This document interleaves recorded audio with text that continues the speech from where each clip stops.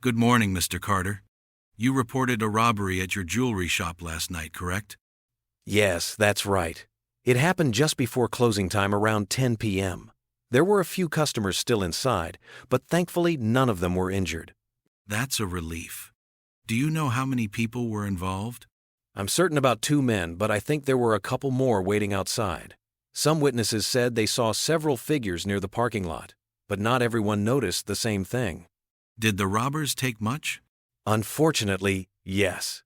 They stole a large amount of cash and dozens of watches, practically all the expensive ones from the front display. We also lost quite a bit of jewelry from the safe.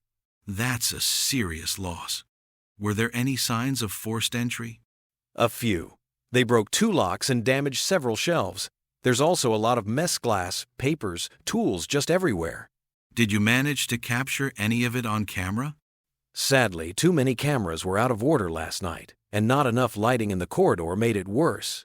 But one of the working cameras recorded a bit of footage showing a dark car. Even a few seconds might help, right? Absolutely. Even a small detail can be crucial. And what about witnesses?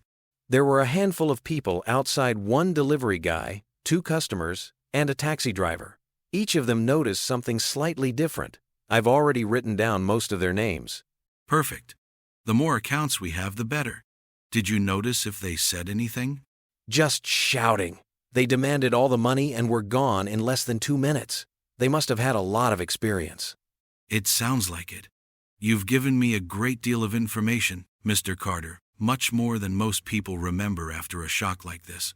I just wish I'd had more security staff and less cash in the drawer. That would have made things easier. We'll review every bit of evidence you've provided. You've been extremely helpful. Thank you, officer. I really hope you catch them. This town has had too many robberies lately and far too little safety. Don't worry, we'll do everything possible.